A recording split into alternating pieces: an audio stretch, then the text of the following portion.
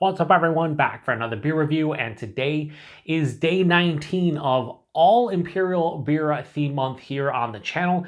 And the beer I'm reviewing today once again comes from the Goose Island Beer Company, and they are out of Chicago, Illinois, and this is their Bourbon County brand Mon Chéri Stout, and this is the 2019 vintage. So this is a stout aged in bourbon barrels with cherries, granola, oats, brown sugar, and 100% natural flavor added. It comes in at 14.1% alcohol by volume. No IBUs listed. Time of review. This bottle is just under 5 years and 5 months old, and it also has a drink by date of August 25th of 2024. We're just under 5 months past that date, so I should probably just go pour this down the sink. It says develops in the bottle up to 5 years, so once you hit the 5-year mark, it's clearly bad. Now, it should be fine, and I want to give a huge thanks and shout out once again to a very good friend of mine and a fellow beer tuber, Kyle, over at No Hype Beer Reviews for this beer in the description box. I'll post a link to the beer mail unboxing video that contains all the goodies he sent my way, and he actually sent me this beer in a beer mail back in, I think it was April of 2020, so a little bit under 5 years ago. And I was unable to pick this up in 2019. It was one of the variants I didn't get here in the Buffalo, New York area. I think a couple places saw it, but the places I went to buy variants and beers that year, they just didn't have it. So he was kind enough to send me a bottle. I didn't drink this fresh because I'm an idiot, but I am drinking it now past its expiration date, according to the brewery, because I don't know what I'm doing with my life, especially when it comes to beer reviews. Anyway, it says on the back here, aromas of amaretto expand into flavors of oats, cherry, and chocolate with a silky finish. So pretty sure they're trying to go for like you could say like some kind of cherry dessert. I would say like a cherry crisp, cherry cobbler, cherry pie, something like that, but in Bourbon County form. I have no idea how these adjuncts are going to hold up 5+ years in the bottle. And another thing I want to mention is the cherries. They use Balenton, I should say. Balenton and Montmorency cherries. I think Balenton are the sweeter cherries. Montmorency are tart cherries. The one issue that I think this beer could present is the cherry flavor. It might be too much or it might be not enough. Typically, when beers age, a lot of the adjuncts fall off. However, with cherries actually being in here, I'm worried that they're going to take over and it's going to be like a tart cherry. But I have no idea. There's a nice hiss there. Hopefully it doesn't explode out of the bottle. These are pasteurized, so I'm not anticipating any kind of issue here. So we're going to pour this into the glass here and see how it goes.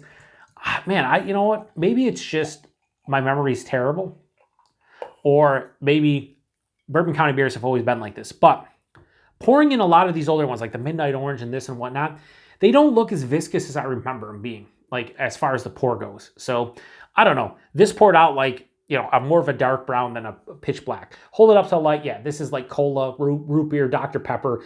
You're going to see pitch black, but when I hold up to light, it's more of like a darker brown, maybe even like a burgundy / like mahogany, like a deep mahogany color. It had about a half finger, maybe 3/4 of a finger of a mocha colored head. I can swirl it up. Yeah, it's about a half, maybe. Yeah, like I said, half to 3/4. Looks nice. There are there's alcohol sheets around the glass. It's 14.1%. Kind of be expected. It kind of plays the role of what you're looking for out of a Bourbon County variant. Let's get a nose. Ooh, that's really nice. You know what it actually smells like to me in the nose? It smells like if you had like a cherry cobbler or crisp and you had like the granola, like the topping on top, like the crisp part of it. That's kind of what it smells like. It's granola, oats, brown sugar for sure. There's this nice cherry kind of chocolate thing. You could say cherry cordial. The vanilla and oak from the bourbon are here. I'm not getting straight on spirit, but the vanilla and oak barrel presence is here. Maybe a touch of like a roasted malt, maybe a coffee. Yeah, the cherries here, but it's what I like about this is that my concern, as I said already, is that the cherries could be too prevalent or maybe not enough cherry. It's giving me a nice mixture of both sweet and tart cherries. So it's not too tart, it's not too sweet in the nose. It just kind of has that beautiful cohesiveness that I would love from the cherry aspect. Ooh, It's really starting to smell more like a cherry crisp to me. Yeah, that brown sugar granola oat thing is definitely prevalent. Wow, the adjuncts have held up well here. I feel like the base is getting a little bit lost outside of that, darker chocolate, like sweeter, darker chocolate, and a touch of that roasted malt and coffee. Like, it's really all about the adjuncts in the barrel. Wow, that is wild. Hang on.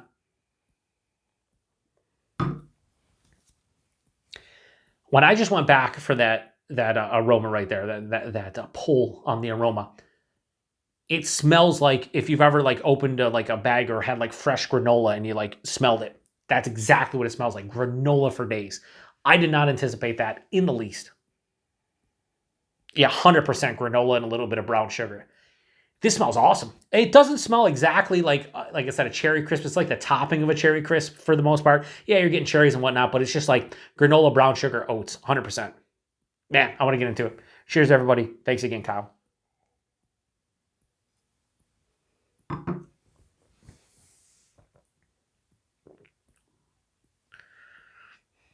That's fucking delicious. Holy shit, is that good. Boys and girls, let me tell you something. A lot of people, myself included, will say don't age beers for a significant period of time, especially if they're barrel aged and have a lot of adjuncts. Why? The barrels can go sideways. The adjuncts can dominate. Maybe they get lost. It's a crapshoot. I should have drank this fresh. I should have. I'll be the first to admit it. I don't know what this tastes like fresh, but this is fucking divine. They are now 2 for 2 of the variants that I've had. I had the Midnight Orange Stout from 2018, and now I'm having this. Fucking phenomenal. Like, I am shocked at how good this is. And I was shocked in the Midnight Orange. I kept on saying how shocked I was, like 6,000 times, because my terrible channel doesn't deserve to exist. No, honestly though, like, I'm dumbfounded right now. Like, this, I can't believe, again, because they pasteurized the stouts starting after, I think it was 2016, after the infection 2015 for the barley one. I think some of the base, was it just the barley one or was some of the base stouts? Someone correct me if I'm wrong. I think that allows these adjuncts and the barrel and everything to still kind of be probably similar to what it was fresh. Despite looking very thin pouring out, it's not super thin. As far as the body is concerned, this is like medium to full body. Not thick, not syrupy, not chewy, but really nice. So a bit thin for 14.1%, but I'm okay with it. A little bit of thinness here makes it a little bit more drinkable for me as well. The mouthfeel, mild to moderate carbonation, nice smoothness on the palate, touch of creaminess. Body and mouthfeel are good. The taste, though.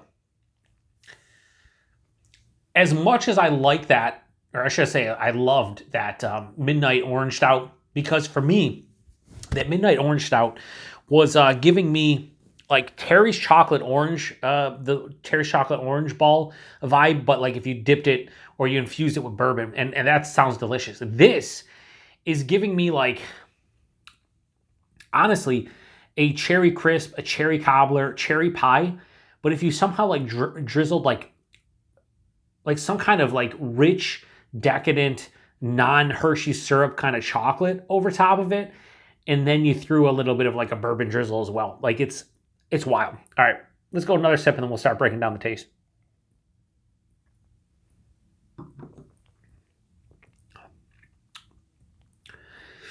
I don't think I can stress how awesome the granola, oats, and brown sugar adjuncts are in here. That is the predominant note from front to back. It's like I'm almost eating a yogurt-esque kind of like parfait that has granola and oats in it. But if you had one with like cherries, it's hard to explain, but it's like that concentrated flavor minus the yogurt.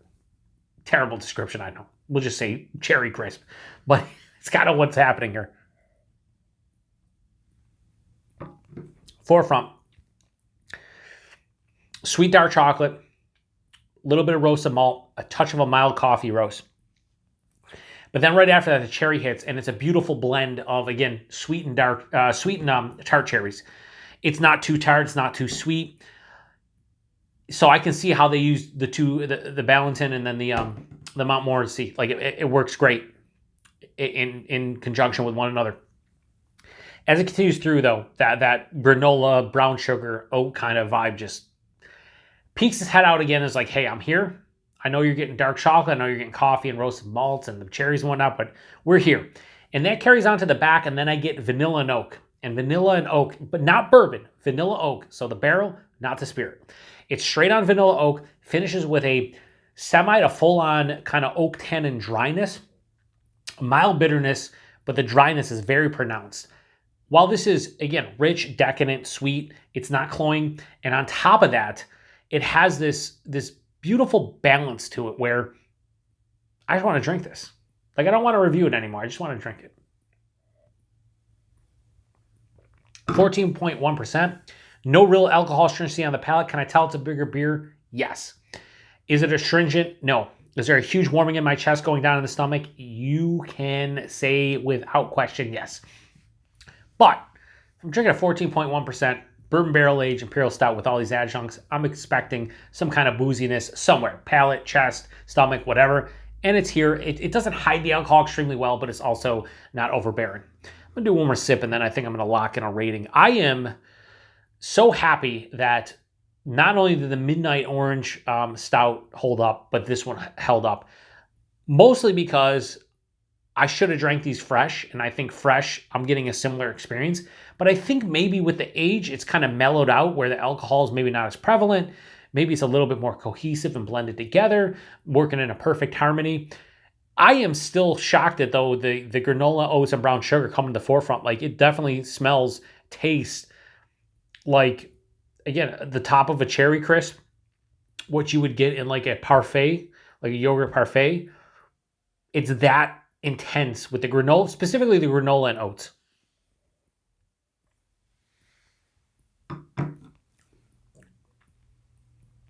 Incredibly smooth. Like, each sip I take, I guess my palate's becoming acclimated to the beer. So, like, it's just every sip is a joy. It really is. Rating on the Bourbon County brand Mon Chéri Stout, the 2019 vintage from Goose Island. Don't remember what I gave the Midnight Orange. I think that was like a 6 out of 5, Joe. I'm fucking hammered already. I think I gave that 4.65. Let me take another sip.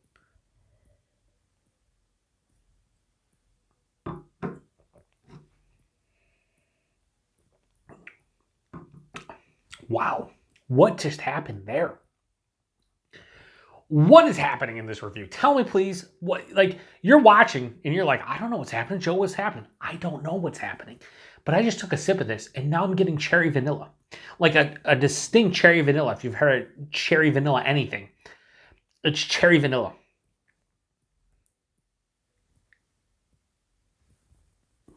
Time out. We need to go back when, because I was going to give this a specific rating and now I'm like, it should go a little higher.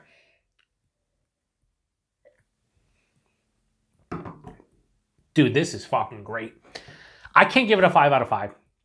I think the body of the mouthfeel just being good but not great definitely stops from being a 5 out of 5.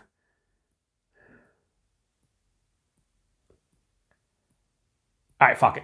I'm going to give this beer a, guess this would be a high 4.75. I'm going to go 4.85. I don't know if I've ever given out a 4.85. Usually I just go 4.75 or 4.8 and then I jump to 4.9. 4.85. Listen, I don't know what's happening, okay? This beer is going to probably change as I drink it over the next hour, hour and a half, 2 hours. That's just the reality. I'm drinking this at 54 degrees Fahrenheit out of my dark beer fridge, probably closer to 60 at this point. From the fact that it kind of tastes like a cherry crisp, cherry cobbler, now into cherry vanilla, get a little bit of base beer. The only deterrent to this beer is honestly the body and mouthfeel, and it's not enough for me to go like under 4.85. Like, it really isn't. This is fucking awesome. I don't understand. Good job, Goose. Goose, here's the thing. We're going to go on a rant. You know what? Let's make this a fucking 37-minute review. I don't give a shit. Did I even do it correctly? Like, when I'm doing the... No one gives a shit, Joe. They probably turned it off by now. I'm going to look at, like, the average view time. It's going to be, like, 6 minutes. I don't give a shit. Here's the thing. And I say here's the thing a lot, but I'm going to say here in this situation because here is indeed the thing. Goose Island, and a lot of us shout out to the aforementioned Kyle. Thank you very much, Kyle, for this beer. But Kyle and I've been talking, and I would love for Goose Island to just go back to basics. Please go back to basics. Every year, release the base, release the base barley wine, and release the coffee stout, all right? So you have the base stout, the coffee stout, and the base barley wine. Then throw out a cool variant like this that gets everywhere. Maybe throw out a harder to get variant that gets everywhere, but only in it's very hard to get.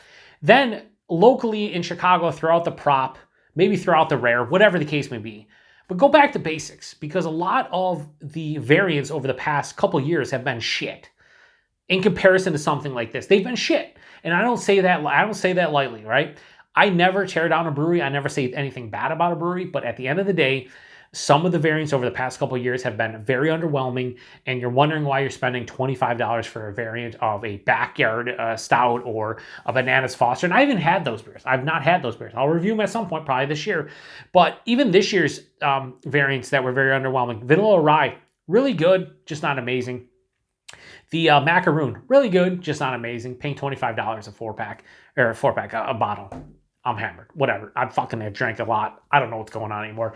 Just get back to basics, Bourbon County, please. I apologize for the rant for anybody who's watching, but just go back to basics. Throw out a cool-ass variant like this. Throw a harder-to-get variant out, but make sure you come out with the base, the coffee stout, and the barley wine. Get back to basics, please. Price point availability, I have no idea. Kyle sent this one my way. I'd imagine $20 to $25 a variant. They were cheaper in 2019. Go figure.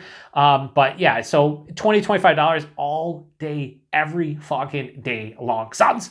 And then availability, it was hit or miss for me here in the Buffalo, New York area. I'm sure a lot of people got the chance to try this one.